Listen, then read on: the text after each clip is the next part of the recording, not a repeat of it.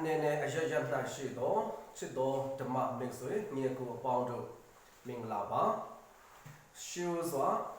အသက်ရှင်ခြင်းနဲ့တည်ခြင်းကိုအစိုးရတော်မူသောဘုရားသခင်ရဲ့ချစ်ခြင်းကျေးဇူးတော်တနာခြင်းဂရုဏာတော်သည်ကျွန်တော်တို့ရောက်စိတ်တိုင်းအပေါ်၌အမြဲတမ်းတည်ရှိနေပါစေအာမင်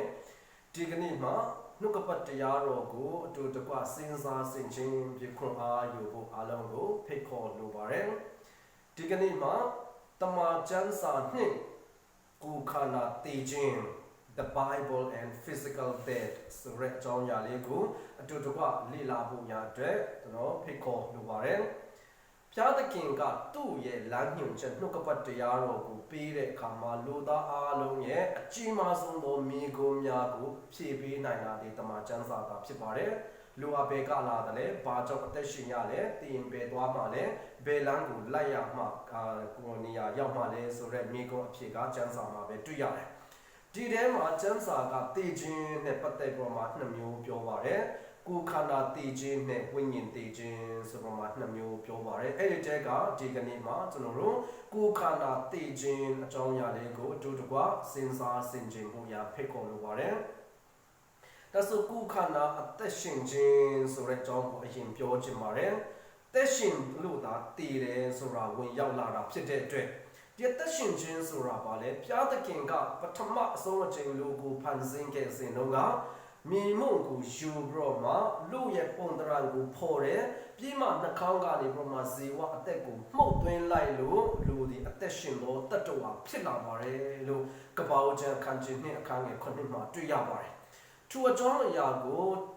တက်တာလုံးနဲ့ဩဝါဒစာပထမဆုံးအခန်းကြီး9အခန်းငယ်23မှာပေါလုကခရစ်တော်ကြွလာတဲ့နေ့ရက်မှာသင်တို့ရဲ့ကိုယ်ခန္ဓာစိတ်ဝိညာဉ်သုံးပါးလုံးအပြစ်တင်ခြင်းခွင့်နဲ့ကင်းလွတ်စေခြင်းကစောင့်မပါစေလို့ပြောဆိုတာကိုကြည့်တဲ့အခါမှာအသက်ရှင်ခြင်းဆိုတာကိုယ်ခန္ဓာနဲ့အသက်ဝိညာဉ်ပေါင်းထားတဲ့အရာကိုအသက်ရှင်ခြင်းလို့ခေါ်ပါတယ်အောက်ပြီးအာဒါနဲ့ဧဝကိုကြတော့သူတို့ကကိုယ်ရန်ပုံစံပေါ်ပြမှာဖန်ဆင်းတယ်ကျွန်တော်တို့ကြံတဲ့လူသားတွေရောဘယ်လိုနည်းနဲ့လဲစာလနမတ်139အပိုင်ရဲ့တစ်ကနေ73အထိကြည့်တဲ့အခါမှာဒီယောက်ျားမှာအမျိုးပါလဲနဲ့ဖန်ဆင်းပြီးတော့ယောက်ျားနဲ့မိန်းမပေါင်းသင်းဆက်ဆံပြီးတော့ဒီမှာပရိသတိစတီလိုက်တဲ့အချိန်ဟာဘုရားသခင်ကဒီဝိညာဉ်နဲ့ဒီကိုယ်ခန္ဓာပေါင်းစည်းစေတဲ့အသက်စတင်ခြင်းဖြစ်ပါတယ်ဆိုတာကိုပြင်ကျွန်တော်တို့တွေ့နိုင်ပါတယ်ဆိုရင်အသက်ရှင်ခြင်းဆိုတာဘာလဲကိုယ်ခန္ဓာနဲ့အသက်ဝိညာဉ်ပေါင်းစည်းနေခြင်းကိုအသက်ရှင်ခြင်းလို့ခေါ်ပါတယ်ဒါနဲ့အသက်ရှင်တာဖြစ်တဲ့အတွက်ကြောင့်မို့လို့တည်ခြင်းဆိုတာဘာလဲဆန့်ကျင်ဘက်ပဲဒီကိုယ်ခန္ဓာနဲ့အသက်ဝိညာဉ်ကွဲကွာသွားတဲ့အချိန်ခါမှာကိုယ်ခန္ဓာတည်ခြင်းလို့ခေါ်ပါတယ်ယာကုပ်အခန်းကြီး2အခန်းငယ်26မှာဝိညာဉ်နဲ့ကင်းသောပူသည်အသေးဖြစ်တဲ့ကဲ့သို့အကျင့်နှင့်ကင်းသောယုံကြည်ခြင်းနှင့်အသေးဖြစ်၏ဆိုတဲ့စကားလုံးကိုကြည့်တဲ့အခါမှာဒီဝိညာဉ်နဲ့ဒီကိုယ်ခန္ဓာနဲ့ဝိညာဉ်ကွဲကွာသွားတာတည်တယ်လို့ခေါ်ပါတယ်ထိုအကြောင်းအရာကိုကပ္ပဦးကျမ်း3အခန်းငယ်19မှာလည်းပဲမိမုံတို့ပြန်သွားတယ်လို့ပြောပါတယ်အဲ့ဒီအကြောင်းအရာကိုဒီဒေသနာကျမ်းအခန်းကြီး7အပိုင်ငယ်9ကိုကြည့်တဲ့အခါမှာမိမုံတို့ပြန်သွားတယ်ဝိညာဉ်ကဘုရားသခင်ထံသို့ပြန်သွားတယ်လို့ပြောပါတယ်ဒီအကြောင်းအရာကိုတိကျစွာပုံဖော်ပေးတဲ့အရာကရှင်လုကာခရစ်ဝင်ကျမ်းအခန်းကြီး10အခန်းငယ်55မှာယေရှုကဒီဂါလိလဲပြည်မှာသူကပြန်ရောက်လာတယ်ဒီဂါလိလဲကိုပြန်ရောက်လာတဲ့အခါမှာဒီတရားစရမှုယာဣရုဆိုတဲ့သူရဲ့တူတီတော်သမီးအသက်12နှစ်အရွယ်ကလေးမလေးကတေအောင်ကိုပြတဲ့အခါမှာသူကတရားစက်မှုကယာဣရုကလာပြီးမှယေရှုထံသို့အကူအညီတောင်းတယ်တားတဲ့ကျောင်းမှာဘာလဲတွေးသွန်နေတဲ့အမျိုးသမီးကောင်းသွားတယ်အဲ့ဒါနဲ့ကျောင်းဝင်ပြီးမှအခုကဘာဖြစ်လာလဲဆိုလို့ဆိုသူတည်သွားတယ်သမီးတည်သွားတဲ့အခါမှာသူ့အိမ်ကလူတယောက်လာပြီးမှယေရှုကိုထပ်မနှောက်ယှက်နေတော့ဒီသမီးတည်သွားပြီလို့ပြောလိုက်တာကိုယေရှုကြားပြီးမှအိမ်ကိုလိုက်သွားတယ်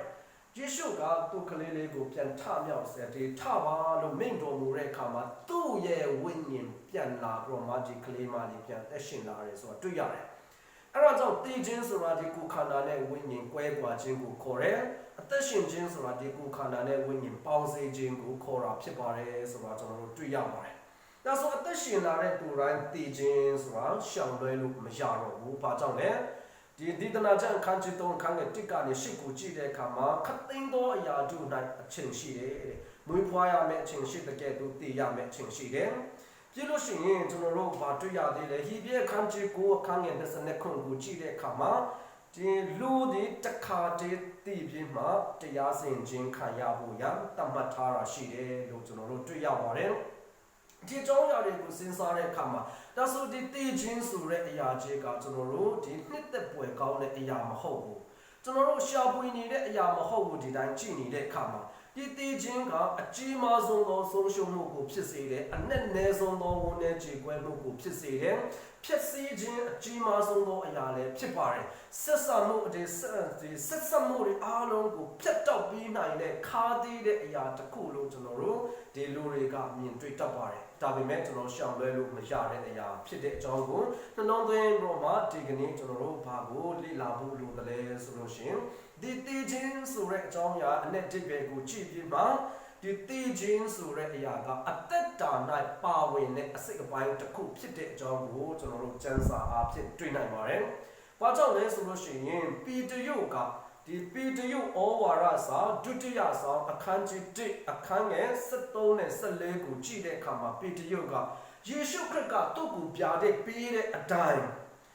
သူ့နေထိုင်တဲ့အခုယာယီတဲကိုသူမကြမမြင့်မင်းစွန့်ပြရတော့မယ်ဆိုတာကိုသူသိတယ်တဲ့။ तू အသက်ရှင်နေပါတယ်။ဒါပေမဲ့အသက်ရှင်နေရင်လည်းဒီမကြခင်တာကိုစွန့်ပြရမယ်ဆိုတာကိုသိနေတဲ့အကြောင်းအရာကိုကြည့်ခြင်းအပြင်သိခြင်းဆိုတာအသက်ရှင်ခြင်း၌ပါဝင်နေတဲ့အစိတ်အပိုင်းတစ်ခုဖြစ်ကြောင်းကျွန်တော်တွေ့ရပါတယ်။နောက်ပြီးတော့မှဒီဓမ္မဟောင်းကျမ်းထဲမှာစာလနံပါတ်39အပိုင်ငယ်လေးကိုကြည့်တဲ့အခါမှာလည်းပဲအိုထာဝရဘုရားအကျွန်ုပ်ဒီကိုပြတ်တတ်သောသဘောကိုသိရပါမည်အကြောင်းအကျွန်ုပ်ရဲ့လမ်းဆုံးကိုလည်းကောင်းအကျွန်ုပ်ရဲ့အသက်အပိုင်းအခြားကိုလည်းကောင်းသိစေတော်မူပါတဲ့လူကအသက်ရှင်နေရင်လည်းဘာဖြစ်သောတတဝါလဲဒီပြတ်တတ်သောဒီသဘောရှိတယ်နောက်တော့မှကျွန်တော်တို့ရဲ့လမ်းဆုံးကိုတော့လည်းကောင်းကျွန်တော်တို့ရဲ့အသက်အပိုင်းအခြားရှိတယ်ဆိုတာကိုသိဖို့ရဒီတွင်တင်တော်မူပါလို့ဆိုတောင်းတာကိုကျွန်တော်တို့တွေ့ရပါတယ်ဒါဆိုတည်ခြင်းဆိုတာအသက်ရှင်ခြင်းရဲ့ပါဝင်လာတဲ့အစိတ်အပိုင်းတစ်ခုဖြစ်ပါတယ်။နောက်ဒုတိယအချက်အနေနဲ့ကျွန်တော်တည်ခြင်းကမျက်နှာမလိုက်ဘူး။ဘယ်သူကိုပူပြမအသက်ရှင်ခွင့်ပေးမယ်ဘယ်သူကိုသူကရုပ်သိမ်းမယ်ဆိုတာမျိုးတွေသူ့မှာဒီမျက်နှာလိုက်ခြင်းမရှိဘူး။ကျွန်တော်တို့ကျမ်းစာကိုတေချာကြည့်တဲ့အခါမှာကပ္ပဦးကျမ်းအခန်းကြီး1ကနေအခန်းကြီး9အထိကလူတွေရဲ့အသက်တာက900 600 900 1000နီးပါးအထိလူတွေအသက်ရှင်ခဲ့ကြတယ်။ဒါပေမဲ့အပြစ်ကြီးလာတဲ့အခါမှာဒီကပ္ပဦးကျမ်းအခန်းကြီး6အခန်းငယ်3ရောက်လာတဲ့အခါမှာဘုရားသခင်ကလူတွေကဒီအသွေးသားရှိတဲ့သူတွေဖြစ်တဲ့အတွက်ကြောင့်မို့လို့သူတို့ရဲ့အသက်ရှင်ရင်အပြစ်ပုံများနေဖြစ်တဲ့အတွက်လူရဲ့အသက်ကို120အထိကိုသူကန့်သတ်ပစ်လိုက်တယ်။အဲ့ဒီအကြောင်းအရာကိုမောရှေကဒီစာလနံပါတ်90အပိုင်ငယ်10မှာဘယ်လိုပြောလဲလူရဲ့တက်တန်းကအသက်80အားကြီးလင်80အဲ့လိုအသက်ရှင်ဟိုကြောစာကဒီဝန်နေခြင်းနဲ့ပြမခြင်းပဲလို့ပြောပါတယ်ကန့်သတ်ကဒါမဲ့ဒီကြောင်းရာကိုကြည့်တဲ့အခါမှာအားလုံးသောအသက်100အသက်ရှင်ရမယ်လို့ဆိုလိုတာလည်းမဟုတ်ဘူး80ထိ90ထိလည်းမဟုတ်ဘူးဒါပေမဲ့မမွေးသေးတဲ့ကလေးတွေလည်းတည်သွားတာမွေးကင်းစာကလေးတွေလည်းတည်သွားကြတယ်လူငယ်လည်းတည်သွားတယ်အရွယ်ရောက်ကြီးသားလူတွေလည်းတည်တယ်အသက်ကြီးရင်တဲ့သူလို့ကျွန်တော်ခေါ်တဲ့သူတွေလည်းတည်ကြတယ်ဆိုတော့ဒီဘယ်ချိန်ခါမှာဘယ်အရွယ်မှာကျွန်တော်တည်သွားမယ်ဆိုတော့လုံးဝပြောလို့မရတဲ့အရာတစ်ခုဖြစ်ပါတယ်အဲ့ဒီအကြောင်းကြောင့်ကျွန်တော်တို့ဒီမှာစင်ရဲချမ်းသာမကွဲကြဘူးပညာရှိတဲ့သူမရှိတဲ့သူမကွဲကြဘူးအသက်အရွယ်အကြီးနဲ့အငယ်မကွဲကြဘူးဘယ်ချိန်ခါမှာဆိုကျွန်တော်တို့ကြုံတွေ့နိုင်တဲ့အရာတစ်ခုဖြစ်ပါတယ်ဒါပေမဲ့ဒီတည်ခြင်းဟာကျွန်တော်တို့ကြိုတင်ပြင်ဆင်ဖို့ရန်လိုအပ်တဲ့အရာတစ်ခုဖြစ်ပါတယ်တနေ့နေ့ကျွန်တော်တို့ဒီစစ်တပ်ရမယ်ဆိုလို့ရှိရင်ပြင်ဆင်ရတယ်နောက်တော့မှကျွန်တော်တို့ဒီမှာကလေးတွေကြောင်းဖို့မယ်ဆိုလို့ရှိရင်ပြင်ဆင်မှုတွေလုပ်ရတယ်အရာအလုံးမှာကျွန်တော်ပြင်ဆင်မှုတွေလုပ်ရတာဖြစ်တဲ့အတွက်ကျွန်တော်တို့ဒီတည်ခြင်းအတွက်ပြင်ဆင်ဖို့ရလဲလိုအပ်ပါတယ်ပြင်ဆင်ဖို့ရနှစ်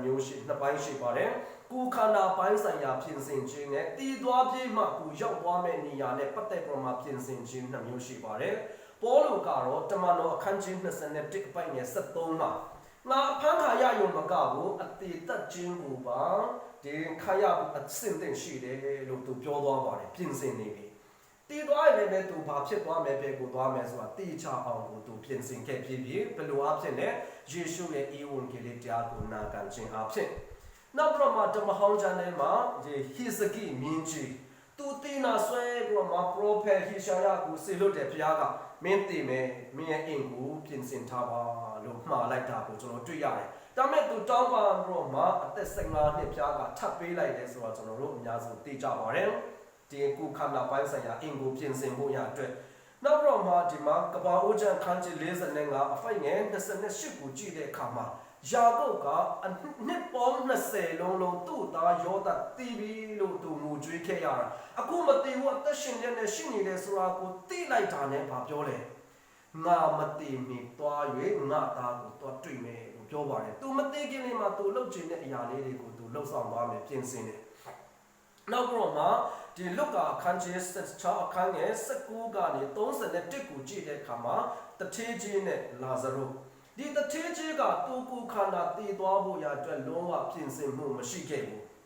ဒီအကြောင်းနဲ့တစ်ဆက်တည်းကျွန်တော်ပြောလို့ရတာကလုကာခန်းကြီး12အပိုင်းငယ်19 20ထဲမှာတွေ့ရတဲ့တထေးကြီးရလည်းပဲသူကတော့ပြင်ဆင်တယ်ဒါပေမဲ့မှားယွင်းတဲ့ပြင်ဆင်မှုမျိုးဖြစ်နေတာသူကကိုခန္ဓာပိုင်းဆိုင်ရာအတွက်ပြင်ဆင်ပေမဲ့သူ့ရဲ့ဝိညာဉ်ရေးရာအတွက်ပြင်ဆင်မှုမရှိခဲ့ဘူးဆိုတဲ့အတွက်ကြောင့်လို့ဒီတေခြင်းဆိုတာဘယ်ချိန်ခါမှဆိုရောက်လာနိုင်တာဖြစ်တဲ့အတွက်ပြင်ဆင်ဖို့ရန်လိုအပ်ပါတယ်တချို့သောသူတွေကြတော့သူတည်သွားလို့ရှိရင်သူ့ရဲ့အတုပစရိတ်တွေနဲ့သူဘယ်မှာသင်္ချမ်းဘယ်မှာဘယ်လိုလုပ်ရမလဲဆိုတော့ကြိုတင်ပြီးတော့မှပြင်ဆင်ထားတဲ့သူတွေလည်းရှိကြပါတယ်အဲ့ဒါကမလွဲမသွေကြုံရမယ့်အရာဖြစ်တဲ့အတွက်နောက်တစ်ခုကတေခြင်းဆိုတာကဒီပပျောက်သွားခြင်းတည်ရှိမှုမရှိတော့တဲ့အရာကိုပြောတာမဟုတ်ဘူးကူးပြောင်းသွားခြင်းကိုပဲဖော်ပြတာဖြစ်ပါတယ်ဆိုတဲ့အကြောင်းကိုကောရိန္သုဩဝါဒစာဒုတိယဆောင်အခန်းကြီး4အခန်းငယ်16ကနေစဖတ်တော့မှအခန်းကြီး9အခန်းငယ်1ကနေ4ထဲမှာတေချာဆိုတာကျွန်တော်တို့တွေ့ရပါတယ်ဒီမြေကြီးပေါ်မှာနေထိုင်တဲ့ဒီရှာရည်တဲ့ဒီအင်္ဂါနေပေါ်မှာဒီကိုစွန့်သွားပေါ်မှာဒီပျော်ရွှင်တဲ့နေရာတို့ဝင်စားသွားမှုညာအရေးကိုအတိတ်ကပြောဆိုသွားတာကိုလည်းကျွန်တော်တို့တွေ့ရပါတယ်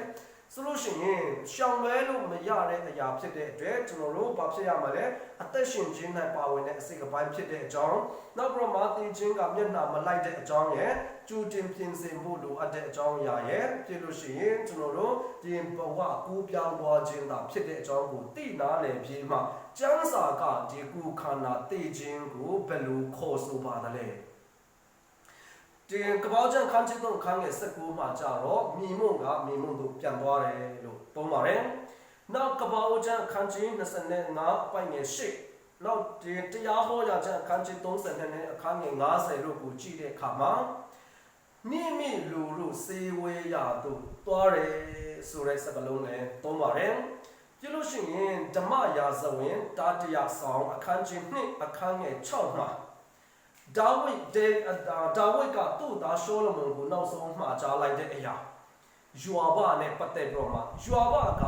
ဒီဒါဝိဒ်မတတ်ခြင်းနဲ့အာဗနာကိုလည်းတတ်ခဲ့တယ်နောက်ပြီးမှစစ်ဘူးတယောက်ကိုလည်းသူဟာဒါဝိဒ်အလိုမရှိဘဲနဲ့တတ်လိုက်လို့ဒီဒါဝိဒ်ကဒီရှောလမုန်ကိုဘယ်လိုမှားလိုက်လဲဒီယွာဘကိုဒီအီဂျန်စွာနဲ့မရဏနိုင်ငံတို့ဆင်းသွားရတော့အခွင့်ကိုမပေးနဲ့မရဏနိုင်ငံတို့ဆင်းသွားတယ်ဆိုတဲ့စကားလုံးလေးသုံးပါတယ်။နောက်ယောဘဝတ္ထုအခန်းကြီး30ခန်းငယ်21နဲ့22ကိုကြည့်တဲ့အခါမှာဒီငါသွားရမယ်ပြန်လာလို့မရတော့တဲ့နေရာကိုသူသွားရမယ်လို့ပြောပါတယ်။နောက်ပြီးတော့မှဒီစာလာနံပါတ်104အပိုင်းငယ်29ကိုကြည့်တဲ့အခါမှာသူ့ရဲ့အသက်ကိုရုပ်သိမ်းသွားတယ်လို့ပြောပါတယ်။နောက်ဒီတနာချန်ခန်းချစ်7အပိုင်းငယ်6ကိုကြည့်တဲ့အခါမှာငွေကြိုးလည်းပြတ်တယ်ရွှေဘိုးလည်းပြုတ်သွားတယ်ပြုတ်လို့ရှိရင်သူကဒီစမ်းရည်တွင်းလည်းပေါက်တယ်ဆိုတဲ့စကားလုံးသုံးတယ်အဲ့ဒါဘာလို့ဆိုလို့ပါတယ်ဦးနောက်ကနေတကူလုံးဒီကြောရိုးခြင်းအာယုံကြောတွေဆက်တဲ့အရာပြတ်သွားတဲ့အကြောင်းပြီးမှဦးနောက်ကို၌ကပြတ်သွားတဲ့အကြောင်းပြုလို့ရှိရင်နှလုံးကသွေးလေပတ်မှုကိုမလုံနိုင်တော့တဲ့အခြေအနေကုခန္ဓာပိုင်းဆိုင်ရာယူရင်းပျက်စီးခြင်းနဲ့သူအသုံးပြုတ်သွားတာကိုလည်းကျွန်တော်တွေ့ရပါတယ် နောက်ကပ္ပဝကျခန်းချီ35အပိုင်ငယ်18ကိုကြည့်တဲ့အခါမှာရာကေလာသူ့ရဲ့ဒုတိယသားဘင်ဂျမင်ကိုသူမွေးဖွားတဲ့အချိန်လေးမှာသူ့ရဲ့ဝိညာဉ်ထွက်သွားတယ်လို့ပြောပါတယ်ဝိညာဉ်ထွက်သွားတယ်လို့လည်းပြောတယ်နောက်မာကုအခန်းကြီး15အခန်းငယ်30ခုကိုကြည့်တဲ့အခါမှာသူ့ရဲ့နောက်ဆုံးအသက်ရှူခြင်းလို့လည်းပြောပါတယ်နောက်မာသဲအခန်းကြီး29အခန်းငယ်50ကိုကြည့်တဲ့အခါမှာသူ့ရဲ့ဝိညာဉ်ကိုအနှံ့တယ်လို့လည်းပြောပါတယ်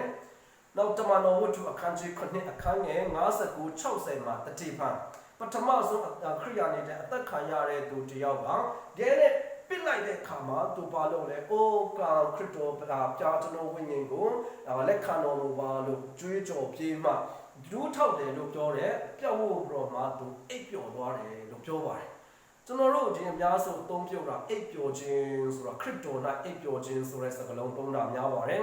ဒီစကားလုံးကိုကျွန်တော်တို့ဒီယောဟန်ခန်းကြီး7အခန်းငယ်7မှာလာဇရုစီမှာလည်းသုံးတယ်နောက်ပြီးမှဆော့ဆော့ကယာဣရုရဲ့တမင်းကိုလည်းယေရှုကအိပ်ပျော်တယ်လို့သုံးခဲ့ပါတယ်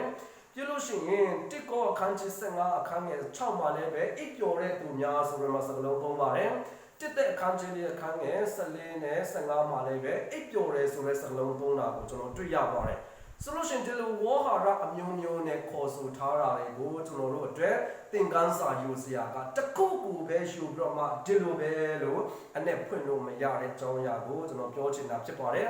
။နောက်တစ်ဆက်တည်းမှာဒီတီချင်းနဲ့ပတ်သက်ပြီးတော့မှမှားယွင်းတဲ့ခံယူချက်တွေရှိပါတယ်။အဲ့ဒါလေးကိုလည်းသိထားစေချင်ပါတယ်။ Christian Scientist လို့ခေါ်ဆိုတဲ့အဖွဲ့တစ်ဖွဲ့ကဘယ်လိုခံယူလဲဆိုလို့ရှိရင်အရာဝတ္ထုရဲ့ဒီ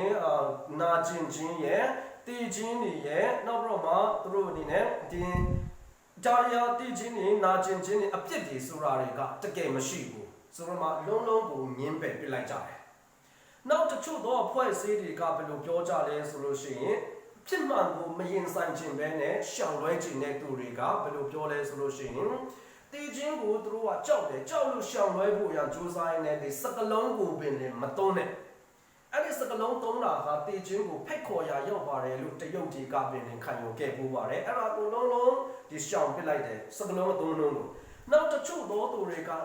စတိုရီကဖွဲ့တွေကဘယ်လိုခံယူလဲဆိုလို့ရှိရင်ငါတိတယ်ငါပုတ်ပြတ်သွားတယ်ဘာမှမချက်တော့ဘူးဘာမှကယူမဆိုင်ဘူးအဲ့လိုခံယူတဲ့သူလည်းရှိတယ်နောက်တော့မှတချို့သောသူတွေရှိတယ်ဒီမှားယွင်းတဲ့အယူတွေကတခုဖြစ်တဲ့ဘာကိုဘာမှယုံကြည်မှုမရှိတဲ့သူတွေကဘယ်လိုခံယူလဲဆိုလို့ရှိရင်တည်ခြင်းကိုလည်းသူတို့ကကျင့်စေတယ်တည်ခြင်းကိုဖြစ်စေတဲ့သူရှိရင်လည်းပဲအဲ့ဒီဖြစ်စေတဲ့သူကိုပါသူတို့ကျင့်စေတဲ့သူတွေလည်းရှိခဲ့ပါတယ်နောက်တချို့သောသူတွေကအစိုးမြင်သမားတွေဒီအသက်တာကလုံးဝတန်ဖိုးမရှိဘူးအကျိုးမရှိဘူးအဲ့ဒါကြောင့်ကိုတတ်တည်ရုံပဲဆိုတော့မှအဆုံးစင်လိုချင်တဲ့အမြင်မျိုးတွေလည်းခံယူတဲ့သူလည်းရှိပါတယ်နောက်တချို့သောသူတွေကြတော့ဟာတေခါနေဆိုလို့ရှင်ခံစားရတာအရှမ်းဝေဒနာပြင်းထန်တယ်ဆိုပေမဲ့တကယ်တည်သွားတဲ့အခါမှာသူပျော်ရွှင်သွားပါတယ်လို့ခံယူချက်မျိုးတွေလည်းရှိတယ်။ယုံကြည်ခြင်းနဲ့ဘာမှမဆိုင်တော့တာတွေအတွေ့အခေါ်တယ်။နောက်ဆုံးတစ်ချက်ကပါလဲဆိုလို့ရှင်ဘာသာရေးနဲ့ဆက်ဆိုင်တဲ့ယုံကြည်ခြင်းမှာဟာငါဒီယုံကြည်ခြင်းနဲ့ပတ်သက်ပြီးတော့အတေခံရမှာမာတုရတီမှာဒါမှမဟုတ်သူတို့ကသူယုံကြည်ခြင်းနဲ့တည်ရမှသူ့မှာအကျိုးရှိမယ်လို့တမင်တက်ကိုအသေးခံဖို့ရွေးချယ်တဲ့သူတွေလည်းရှိတတ်ပါတယ်ဒါရမှားယွင်းတဲ့အယူတွေဖြစ်ပါတယ်ဒါမဲ့ဒီနေ့တည်ခြင်းနဲ့ပတ်သက်ပြီးမှဘုရားသခင်ကကျမ်းစာအပြင်ဘယ်လိုတွင်တင်ပါတယ်ဆိုတာလေးကိုနိုင်ငံလေးကျွန်တော်ကြည့်သွားရအောင်တမန်ကျမ်းစာကဒီကုခန္ဓာတည်ခြင်းကိုဘယ်လိုပြောဆိုပါတယ်ဘယ်လိုရှုမြင်စေခြင်းပါတယ်ဆိုလို့ရှိရင်စာလနာမ136အပိုင်းငယ်15ကိုကြည့်တဲ့အခါမှာထာဝရဘုရားအဖို့တန်ရှင်သောသူရဲ့တည်ခြင်းဟာအဖို့ကြီးတယ်လို့ပြောပါတယ်။နောက်ဟိရှာယ59အခန်းငယ်1နဲ့2မှာဖြောင့်မတ်သောသူများကျေးဇူးပြုတတ်သောသူများတည်သွားတဲ့အခါမှာဆင်းရဲဒုက္ခထဲကနေပေါ်မှာသူတို့ဟာဒီပယ်ရှားခြင်းခံရတာပဲလို့ပြောပါတယ်။ဆင်းရဲဒုက္ခထဲကနေပေါ်မှာပယ်ရှားခြင်းခံရခြင်းလို့သာပြောပါတယ်။နောက်ကျွန်တော်တို့လုကာခန်းကြီး16ခန်းငယ်22ကိုကြည့်တဲ့အခါမှာကောင်းကင်တမန်များကပို့ဆောင်တယ်လို့သုံးတယ်။ဒါပေမဲ့ကောင်းကင်တမန်တွေကပျော်ရွှင်သောနေရာသို့တည်ဆောင်သွားခြင်းခံရခြင်းလို့ပဲပြောပါတယ်။နောက်လုကာခန်းကြီး23အခန်းငယ်53မှာယေရှုကပါရတိတုဟုဆိုတာတ ကယ်ပျော်ရွှင်မှုအပြည့်အဝရှိတဲ့နေရာတို့ဒီရောက်သွားဖို့ရာအတွက်သာဖြစ်ပါတယ်။နောက်ပေါလုကတိမောသေဩဝါဒစာဒုတိယဆောင်အခန်းကြီး၄အခန်းငယ်6မှာငါသည်ရစ်ပေါ်၌လောင်းရသောအချိန်စစ်ရင်ငါသည်ဒီစုတိရသောအချိန်ရောက်ပြီလို့ပြောသူထွက်သွားမယ်လို့ပြောတာအင်္ဂါနေထွက်သွားတဲ့ပုံစံမျိုးနဲ့ပဲသူကဒီပြောဆိုသွားတာကိုကျွန်တော်တွေ့ရပါတယ်။နောက်ပေါလုကိုယ်တိုင်ကပဲဖိလိပ္ပိအခန်းကြီး1အခန်းငယ်21ကနေ23ထဲမှာအသက်ရှင်ခြင်းထက်တာ၍အကျိုးရှိသောအရာလို့ပြောပါတယ်တည်ခြင်းကနောက်ပြီးတော့ပေါလုကိုယ်တိုင်ကပဲဒီဖိလိပ္ပိအခန်းကြီး1အခန်းငယ်23နဲ့ကောရိန္သုဩဝါဒစာဒုတိယဆောင်အခန်းကြီး9အခန်းငယ်6နဲ့8ကိုကြည့်တဲ့အခါမှာဘယ်လိုပြောသွားလဲခရစ်တော်နဲ့အတူနေထိုင်နိုင်ဖို့ရအတွက်အခုခရစ်တော်ကျွန်တော်တို့မရှိဘူးလားရှိပါတယ်ဒါပေမဲ့ပုတ်ပြတ်တတ်တဲ့ကိုယ်ခန္ဓာနဲ့ရှိနေသေးတယ်ဟိုဘက်မှာတော့မပုတ်ပြတ်တတ်တဲ့ခန္ဓာကိုယ်နဲ့ခရစ်တော်နဲ့အတူနေထိုင်နိုင်ဖို့ရအတွက်ဒီကိုးပြောင်းသွားခြင်းသာဖြစ်ပါတယ်လို့ပြောပါတယ်နောက်တက်တာလုံးနဲ့ဩဝါဒစာပထမဆောင်အခန်းကြီး၄အခန်းငယ်73ကိုကြည့်တဲ့အခါမှာ74ကိုကြည့်တဲ့အခါမှာဘာတွေ့ရလဲခရစ်တော်နဲ့တူအိပ်ပျော်သွားတယ်လို့ပြောပါတယ်ခရစ်တော်နဲ့အိပ်ပျော်သွားတယ်ဒါပေမဲ့အိပ်ပျော်သွားပြီမဲ့ခရစ်တော်နဲ့အတူအသက်ရှင်နေတာဖြစ်ပါတယ်နောက်ကျွန်တော်တို့ဒီပြားလေးအခန်းကြီး14အခန်းငယ်73ကို7နဲ့73ကိုကြည့်တဲ့အခါမှာဘာတွေ့ရလဲခရစ်တော်၌တည်လွန်သောသူများသည်မင်္ဂလာရှိတယ်။ဘာကြောင့်မင်္ဂလာရှိရတာလဲ။သူတို့ပင်ပန်းခြင်းကနေအနားယူတယ်။ပြီးလို့ရှိရင်သူတို့ရဲ့ဒီကောင်းသောအကျင့်တွေကသူ့နောက်ကိုလိုက်သွားတာဖြစ်ပါတယ်တဲ့အနားယူခြင်းငြိမ်သက်ခြင်းခံစားသွားခြင်းဖြစ်ပါတယ်။နောက်မိမိလူတို့စေဝေးရတို့ဒီသွားခြင်းဟိုစံစာကပေါ်ပြထားတာဖြစ်တဲ့အတွက်ယနေ့ကျွန်တော်တို့တည်ခြင်းနဲ့ကြုံတွေ့ရတဲ့အခါမှာကြောက်တတ်ပါတယ်။ဘာကြောင့်ကြောက်လဲ။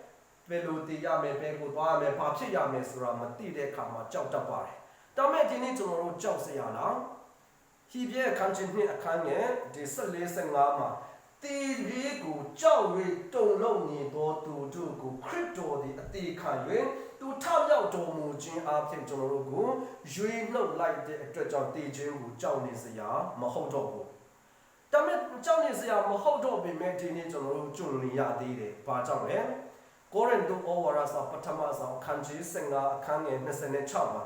ခရစ်တော်ကနောက်ဆုံးဖြစ်စေမဲ့ရန်သူကဒီတည်ခြင်းကိုကျွန်တော်တို့ဘယ်ချင်းတိုင်ခံစားရမှာလဲခရစ်တော်ဒုတိယအကျင့်ကြွလာတဲ့အခါမှာဒီကိုခန္ဓာတည်ခြင်းကိုလုံးလုံးလျားလျားသူဖြစ်စေပြလိုက်ပြီးတော့မှထာဝရနေရာသို့ခေါ်ဆောင်သွားတဲ့အခါမှာဒီအရာကိုကျွန်တော်တို့တကယ်ကိုအောင်မြင်ခြင်းကိုခံစားသွားမှာဖြစ်ပါတယ်အဲ့ဒီအကြောင်းကြောင့်ဒီတည်ခြင်းဆိုတဲ့အရာကကျွန်တော်တို့ကိုချင်းချောက်နေပါတယ်ကျွန်တော်တို့အချင်းဝန်းနေကြည့်ပွဲမှုတွေဖြစ်စေသောအရာဖြစ်ပြီးများတော်လည်းပဲဒီကနေ့ကျွန်တော်တို့စံစာအရာကျွန်ပြန်ကြည့်တဲ့အခါမှာတောင့်တပွေသောအရာပူ၍အကျိုးရှိသောအရာနောက်တော့မှကျွန်တော်တို့အတွက်အကျိုးကိုခံစားစေတဲ့ပူ၍ပျော်ရွှင်တဲ့အရာကိုပို့ဆောင်ပေးနိုင်သောအရာတစ်ခုဖြစ်တယ်လို့ဘုရားသခင်ရဲ့တုန်တင်ခြင်းကိုနှလုံးသွင်း၍ဒီအကျိုးကိုခံစားနိုင်ဖို့ဒီကနေ့မှာယေရှုကိုယုံကြည်၍မိမိရဲ့ပြစ်ကိုနောင်တရပြီးခရစ်တော်ကိုသာယုံကြည်တဲ့အကြောင်းကိုဝန်ခံရတဲ့နဲ့မိမိရဲ့အဖြစ်စေးကြောဖို့ရအတွက်ယေနိုင်ဘက်တဇံခံယူ၍ယေရှုသူရဲ့အဖြစ်စေးကြောခြင်းကိုခံရပြီးဒီခရစ်တော်နဲ့အတူတစ္ဆာရှိစွာဆက်လက်အသက်ရှင်သွားသောသူဖြစ်မှသာလျှင်ကျွန်တော်ဒီတည်ခြင်းဟာကျွန်တော်အတွက်ဆုံးရှုံးခြင်းမဟုတ်ဘဲနဲ့ကျွန်တော်တို့အောင်မြင်ခြင်းဖြစ်သွားမှာဖြစ်တဲ့အကြောင်းကိုနှလုံးသွင်း၍ကျွန်တော်တို့ခွန်အားရနိုင်ကြပါမည်အကြောင်းဆုတောင်းရင်းနဲ့အဆုံးသတ်ပါတယ်ကျေးဇူးတင်ပါတယ်